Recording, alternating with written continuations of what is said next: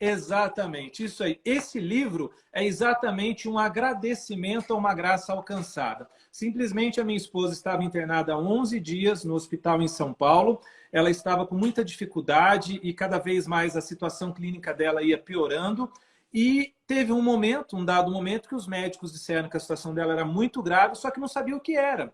A dificuldade com o problema de saúde da minha esposa era o diagnóstico. Estava muito difícil ter o diagnóstico da doença da Verônica.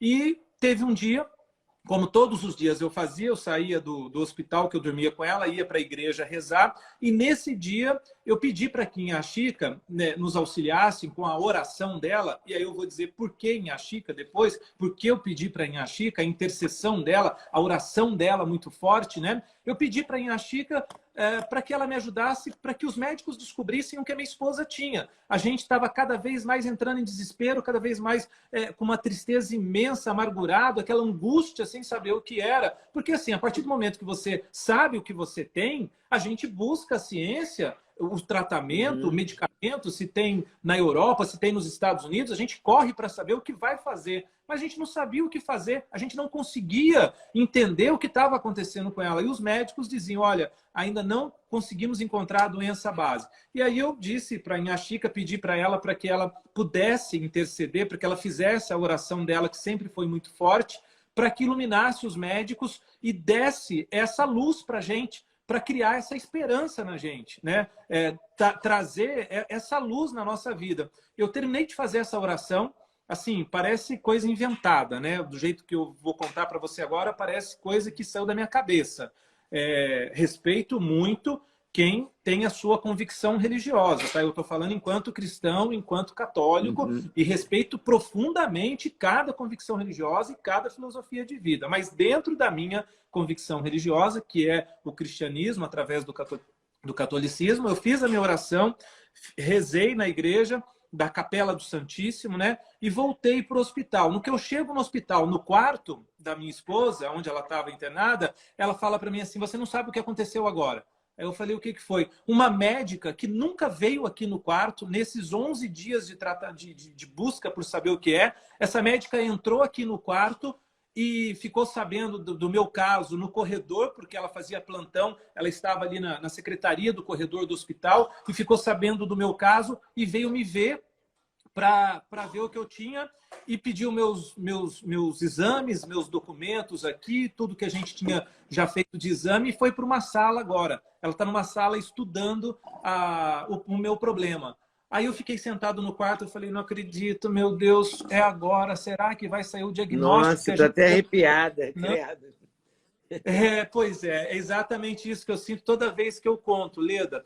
E aí a gente esperou 1 hora, umas 2 horas, e essa médica voltou. A médica voltou com uma carinha assim, feliz, alegre, né? Eu falei, oi, doutora, tudo bem? Prazer, prazer. E aí, doutora, o que a senhora acha? Olha, eu não posso falar que eu sei o que ela tem, mas eu suspeito do que ela possa ter. Eu preciso que você pegue esse material dela aqui, que eram as lâminas que já tinham tirado, né, do corpo dela, amostras, né? Pega as lâminas e leve em tal laboratório aqui em São Paulo, para eles fazerem um exame, lá um teste com esse marcador aqui. Eu peguei e saí correndo, fui para o laboratório na região da Paulista, hospital na zona sul de São Paulo, e cheguei no laboratório e depositei as lâminas lá, deixei as lâminas lá, e aí a angústia de ficar esperando o resultado. 2 dias se passaram, não mais que isso, veio o resultado que a médica suspeitava, né? Então, assim, 11 dias, com muita dificuldade, os médicos tratando só os sintomas dela, febre e outros sintomas, e sem saber. Foram feitos vários exames, várias baterias, várias amostras de sangue, muito exame de imagem, mas exame de imagem demais, até que nesse dia, nesse momento, aparece essa médica, né, a doutora Juliana, um beijo para a senhora, aparece essa médica que veio trabalhar junto com uma equipe multidisciplinar. A gente tinha uma equipe multidisciplinar de várias especialidades tentando diagnosticar o problema da Verônica, que estava muito difícil. E aí a doutora Juliana aparece, assim, para alguns é uma coincidência, mas aí... E dá uma luz, né? Para mim, ela a minha colocou fé... uma luz ali, né? Uma luz imensa. E assim, e foi dito e feito. O diagnóstico foi preciso, Saiu o resultado da doença dela, uma doença rara, uma doença autoimune rara. O que era, na afinal, época, a doença? a doença é um nome comprido, né? Chama-se histiocitose de células de...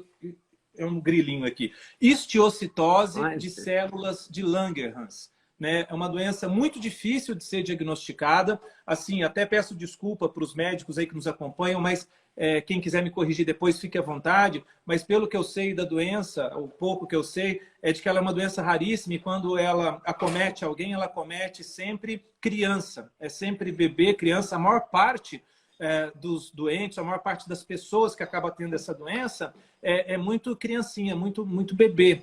E no caso... O que a pessoa sente? Então, na verdade, ela acaba não sentindo nada quando descobre. No caso da Verônica, essa doença, quando descobre muito avançado. Já está muito adiante a doença, porque não tem muitos sintomas. No caso da Verônica, como essa doença atingiu os ossos ficaram como se tivesse uma metástase óssea, né? A doença atingiu os ossos da minha esposa e aí, com o tempo, os ossos ficaram fracos. E eu tinha, nesse dia em que aconteceu o problema da Boate Kiss, lá no Rio Grande do Sul, eu fui, me chamaram, a redação me chamou no domingo de manhã, era um sábado à noite, domingo de manhã, de madrugada, a redação me chamou, olha, vai para Congonhas, você vai pegar um voo para o Rio Grande do Sul, que aconteceu uma tragédia lá e tal. Eu fui, né? À noite, quando eu falei com ela, depois que eu fiz a cobertura do primeiro dia da tragédia da Boate Kiss, quando eu falei com ela à noite, que a gente sempre tem esse hábito, óbvio, quando eu estou viajando, a trabalho principalmente, aí ela me disse, olha, hoje eu passei mal. Eu fui na missa com a minha mãe, e eu fui arrastar o banco da igreja para minha mãe e senti uma dorzinha na costela, né? Aí eu falei, puxa vida. Ela começou a tomar uns remédios para dor, só que esses remédios foram mascarando e essa dorzinha, na verdade, foi uma costelinha que quebrou, né? Foi um ossinho que quebrou e começou a infeccionar e daí ela começou a ter febre, né? E por isso ela foi para o hospital para investigar uma febre, né? Uma febre a investigar. E investigava e nada, várias possibilidades do que poderia ser, até que eu já estava entrando em desespero, a gente estava entrando em desespero, mas que doença é essa que não aparece? E ela sofrendo, muito doente, muito pesado, o que a gente tinha dos médicos era tudo muitos prognósticos muito difíceis, sabe? Desesperadores. Até que nesse dia que eu bati um papo com a Francisca, com a Inha Chica, e eu pedi para ela, Inha Chica, como você sempre fez e como você sempre faz, interceda. Por favor, peço a sua intercessão para que você possa fazer a sua oração, interceder junto a Deus, para que algum médico, possa descobrir o que a Verônica tem. E 20 minutos depois eu cheguei no hospital, foi essa história que eu te contei e que, obviamente, está narrada no livro, né? Assim, esse Agora, como é que você já conhecia em Inha Chica? Antes de eu nascer. Eu tenho uma relação com Inha Chica antes de eu nascer, Oleda. Baipendi, como você citou, é uma cidade linda, muito simpática, que fica no sul de Minas, gravada na Serra da Mantiqueira, do lado de Caxambu, no Circuito das Águas, né? E os meus pais, a minha família, tem origem nessa região. Eu nasci em Cruzília, que é uma cidade do lado. O meu pai é de Liberdade e de Bocaina, né? A família dele, família Dias, família Lamin, de Liberdade e de Bocaina, e a minha mãe, que é a família Campos e Amaral, daqui de Aiuruoca, né? Do ladinho. Então, os meus pais, para você ter ideia, eles se casaram na igreja que Inha Chica construiu. A história dela é muito linda. Ela chegou a construir uma igreja em homenagem à Imaculada Conceição, que ela chamava de Minha Sinhazinha. Então, essa igreja ela foi sendo restaurada, reformada, ela existe, óbvio. Hoje é um santuário onde estão as relíquias dela, né? Relíquia porque ela já é uma beata, então os ossos dela, os restos mortais, são chamados de relíquias, né? Então, as relíquias dela estão nesse santuário, nessa igreja, que foi onde meus pais se casaram em 1973. E, a partir daí, eu passei a conviver muito com Inha Chica, porque a minha mãe, o meu pai, toda vez que a gente vinha para o sul de Minas, sempre teve o hábito, ou cultura, ou a fé, a religiosidade mesmo, de visitar o túmulo dela, visitar lá onde ela estava sepultada, né? E essa relação com ela é muito antiga, familiar, que vem também do meu avô, o pai da minha mãe, que hoje, inclusive, minha mãe estava me contando, ela está do meu lado aqui, meus pais também, ela estava me contando que isso já vem do meu avô, do pai dela, que era muito devoto de Inha Xica também como fazendeiro, porque meu avô era fazendeiro e Inha Xica tem muita relação, teve muita relação com fazendeiros, né? Aí por que fazendeiros? Porque os fazendeiros entravam em desespero, por exemplo, sumia uma vaca, sumia um boi. Imagina naquela época, 100 anos, ela morreu há mais de 100 anos, né? Enfim, ela morreu em 1894, se eu não estiver enganado.